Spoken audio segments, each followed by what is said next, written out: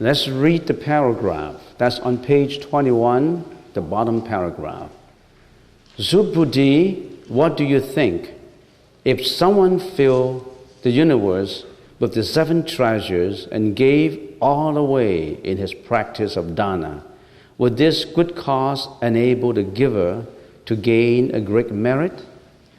So the Buddha asked Subhuti a question. If someone would be so generous as to give out quantity of help as valuable as the 7 treasures so much that they fill the universe, so many treasures, would that person have a lot of merit? So that's an analogy saying that if someone give and give and give so much, similar to giving treasures that could fill up the whole universe, to give, to help, to donate for charity purposes, would such merit be great? So this is the question. The Buddha raised that question, he had the reason to raise this question. What are the 7 treasures? The 7 treasures, according to the sutra, it's gold, silver, crystal, agate, carnelian, coral, and amber. In the Chinese language, it's Jin, Yin, Liu Li, Che Qu, Ma Lao, San Hu, Hu Bai. The 7 treasures. These are the treasures. These are very valuable treasures. It's just like giving money, which is so valuable, a lot of money to help the poor. In the sutra, the Buddha mentioned a few times an offering of the 7 treasures, giving an analogy, giving out treasures. In chapter 8, he says, making an offering of the 7 treasures does not compare with seeing one's nature. In other words, even if you give out the 7 treasures as much as treasures that can fill up the whole universe, the merit so obtained will not be as great as when you can see your own real nature in chapter 8. It's not comparable. You see your own real nature, that merit is even more than giving immeasurable treasures to help to give out. Why? We already explained that. Of course, first comers, you may not know about it because we already have covered chapter 8. So, and also in chapter 11, the Buddha also says that making an offering of the 7 treasures does not compare with knowing this sutra, which means that if you really understand and know this sutra and practice according to the sutra, is as valuable, is as meritorious as giving out the 7 treasures to help. Now, and in this chapter, he says, making an offering of the 7 treasures does not compare with detachment from form, because attachment to form creates a karmic seed that can never produce a non-karmic fruit.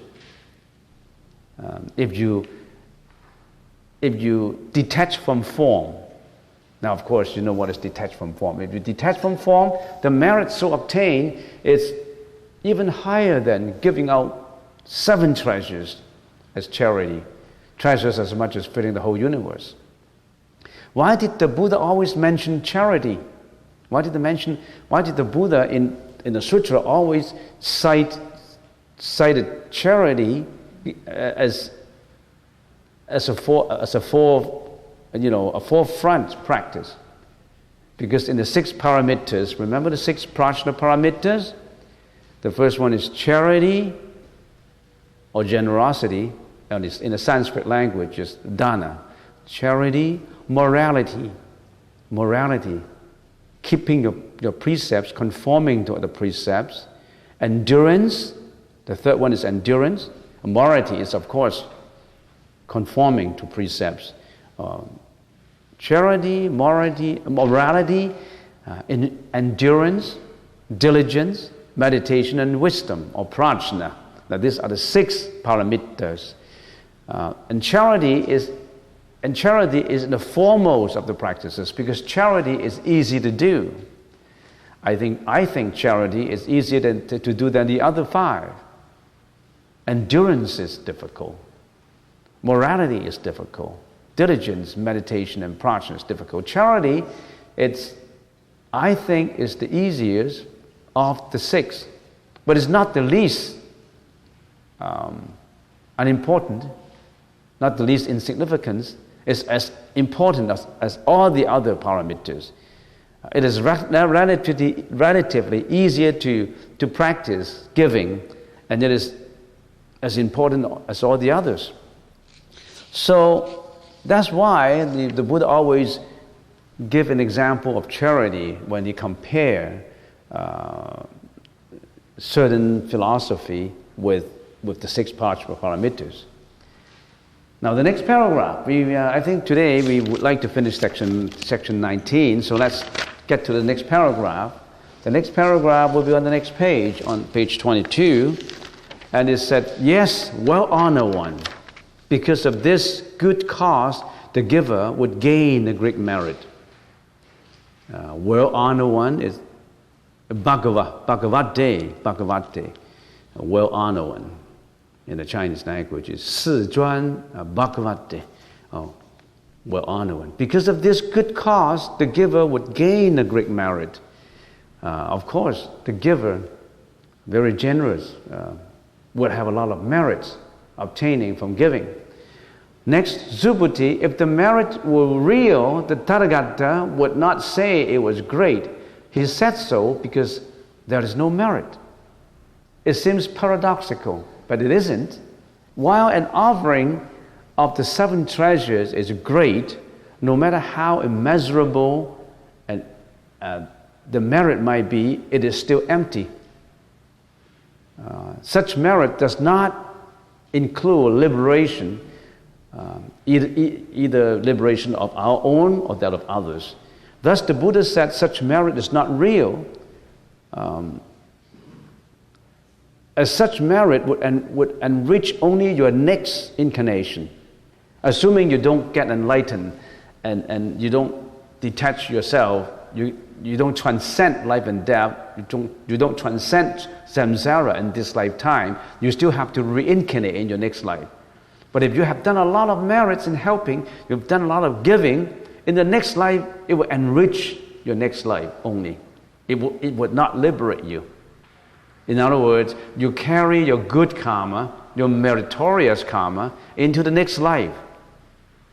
But you still don't get liberation. You still carry on with your samsara, your life and death. That's why the Buddha said, this merit is not real merit. It only enriches your next life. It doesn't include liberation. For all those people who are extremely rich now, billionaires, they didn't become billionaires without a reason. They have done a lot of giving in their last life. Not just their last life, their previous lives. They have done a lot of giving, a lot of charity. And because of that cause, when they come back again, they become billionaires. Not just because of this lifetime. And some people are extremely poor. Why? There's reason for it. Nothing comes without a reason. They didn't give in their last life. They were so frugal and they were so parsimonious. They don't want to give out a penny. They're misers. There are people who have a lot of money and they don't want to give. They're so egoistic. Now, if in your previous life or lifetime you didn't give anything, you didn't help, you go into reincarnation, you carry that karmic force. When you come to this life, you're penniless. You could be born in an undeveloped country where they don't even have food. You suffer from starvation. And how come there are differences? Some people, there's a saying in the Chinese proverb. There are people who were born with a golden spoon. The people who were born with nothing. Not even a piece of cloth. In some underdeveloped countries, they don't even have a piece of cloth. So, why? There are causality for all these. Everything has a reason. Everything is cause and effect, cause and effect. Don't blame the universe for it. Don't blame others for your lot.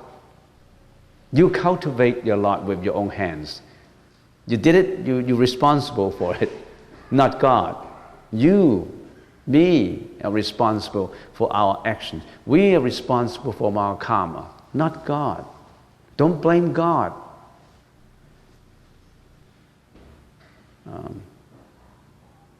By the way, we already have touched on this topic. There are gods, billions of gods, but gods still have to go through reincarnation. You have to go beyond God. You got to transcend God. How? Here's in the Buddha's teaching. So, why does merit, assuming if you're attached to merit, you still stay within the realm of the fallacious four conception: ego, personality, beings, and lifespan, or ego, personality, being, and continuity. Now that, the fallacious concept, you know, we already have talked about it in the previous chapters. Why is merit not real? If something is real, why is merit not real? The Buddha said what? There is no merit. That means because merit is not real. Why is merit not real? If something is real, it should not be limited by time, by space, or by conceptual dimensions. This is the Buddhist definition of reality. If it transcends time, transcends space, and transcends conceptual dimensions, is approaching to reality. And sometimes we call it the Dhammakaya. So the Buddha speaks of merit from the point of view of form and practices before we attain nirvana. Although merit is not real, but it supports true realization. So the Buddha speaks of merit as merit. It does not mean that, merit is not real, so I don't need to do any charity. Because charity would give merit which is unreal, so I don't do any charity. Oh, you got it all wrong. You have to do charity. You must do charity. But you don't attach to it. The Buddha speaks of such merit as great because greatness or smallness relates only to form. And form has no reality. It is force. If donors detach from form in their practice of charity and do not consider merit to be real, this is not force. If donors attach to a subject or object and think that the merit is real, this is force. You see the difference? If you do your charity, you don't attach to merit. It is not force. If you do your charity, you attach to the merit, then that's force. So it's a matter of attachment or non-attachment. And when you transcend form, you don't have any attachment. When you don't have attachment, your ego is gone. When your ego is gone, the prison of your ego wall has collapsed. You see the whole vista of the horizon of space. But when you are surrounded by your ego prison, you don't see anything. You're in that cell, you're in that jail, you're in that ego prison. We can't get out. Section 20. Subhuti, what do you think? Can the Buddha be perceived by his completely perfect physical body? A Rupakaya. Next paragraph. No, well-honored one. The Tathagata should not be so perceived. Why? Because the Buddha says the completely perfect Rupakaya is not, but is called the completely perfect Rupakaya. Subhuti, what do you think? Can the Tathagata be perceived by his completely perfect form? No, well-honored one. The Tathagata should not be so perceived because the Tathagata sets the completely perfect forms are not, but are called completely perfect form. They're not real form, but they are called form. Isn't paradoxical? It isn't. You must understand it. According to sutras, the Buddha possesses 3 bodies, which are actually essentially one. But we can say there's 3 bodies. One is Dhammakaya, the other is Sambhogakaya, and the other is Nirmanakaya. Dhammakaya in the Chinese language is Qing Jing Fa Shen. Sambhogakaya Yuan Man Bao Shen. Nirmanakaya Qian Bai Yi Fa Shen. The Buddha has 3 bodies. Isn't it strange? What is a Dhammakaya? The Dhammakaya is the Dharma body as opposed to the physical body of the Buddha. It is formless, penetrating all existence, shining everywhere and enlightening all.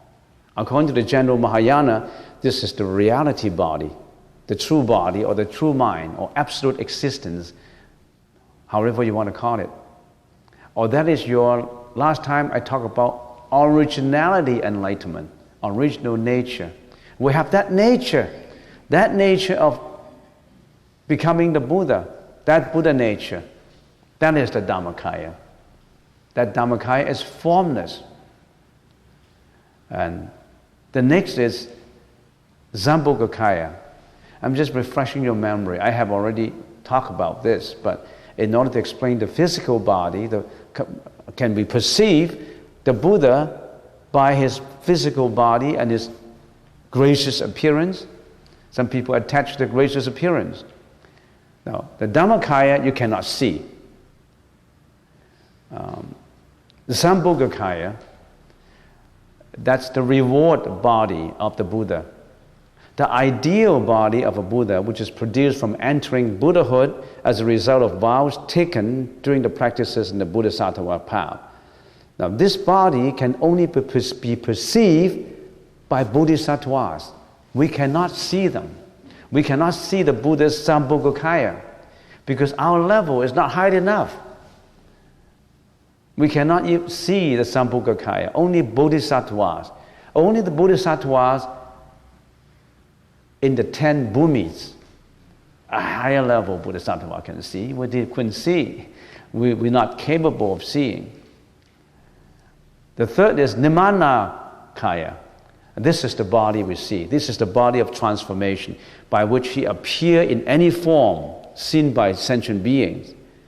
Now, historically, Buddha Sakyamuni was born in India 2,600 years ago. He was a prince, and later he abandoned all his luxuries and desires and became an ascetic, and then he became a monk, and he obtained nirvana.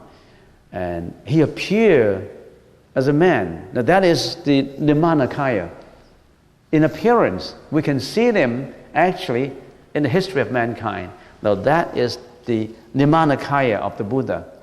Now the Nirmanakaya of the Buddha contains 32 meritorious attributes and 80 minor characteristics. 32 meritorious attributes. Of course, the sutras mentions in detail these 32 meritorious attributes and 80 minor characteristics. It's all detailed in sutras, particularly in the sutra called Abhinishramana Sutra. It's the most comprehensive Buddha biography in the Chinese Buddhist canon. There's a translation by S. Beal, B-E-A-L, Professor S. Beal. He translated that 100 years ago. He translated that Abhinishramana Sutra, and in which there's a detailed descriptions of the 32 meritorious attributes and 80 minor characteristics. For example, just off the top of my head, I can think about is the Buddha has 32 attributes: fingernails of copper color and well developed, smooth fingernails and concealed ankles, even feet, tender, pure, round body, well proportioned, broad and graceful limbs, and all that. 32 with limbs longer than, when you stretch limbs, is longer that you can reach the ankles, the knees. 32 altogether. You can go into detail of that. about that. The appearance of the Buddha, as seen by sentient beings, is the Nirmana Kaya body. That is his incarnated or apparition body, in which he appeared in order to teach the beings of the world. Such body was now long cremated and it was just an incarnation. This is not the true body.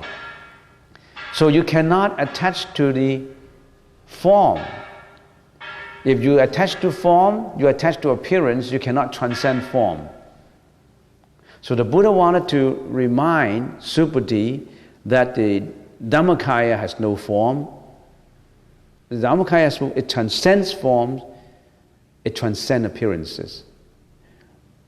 Why do we have to transcend form? The Buddha is teaching us to detach from form, teaching us to detach from ego. He's giving a lot of examples.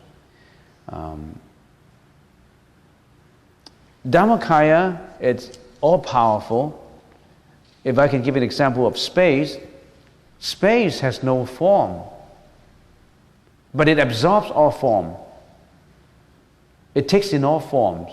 All forms exist in space, but space itself is formless. You have a box and you say, if there's nothing in the box, you say, there is space in the box. Yes, only when you have a box, you have space. And the box is within all those 4 levels, all those 4 woods. You call it box. If we see the Buddha in his form, we do not see the real Buddha. How can you see the formless from the form? If we attach to form, we have built up in our mind, the fallacious 4-fold notions again: the ego, the personality, beings, and lifespan. So in order to finalize this, which I already have up to section 20, next time I'm going to start on 21. Let's raise 2 questions. Can we see the real nature from form? Can we see real nature from form? The answer is no. If you attach to the notion of form, you cannot see the real nature of form.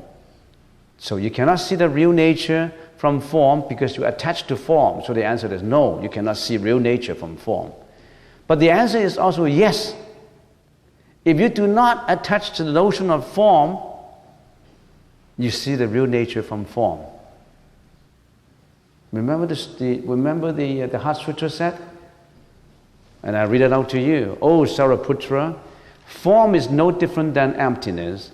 Emptiness is no different than form. Form is emptiness. Emptiness is form.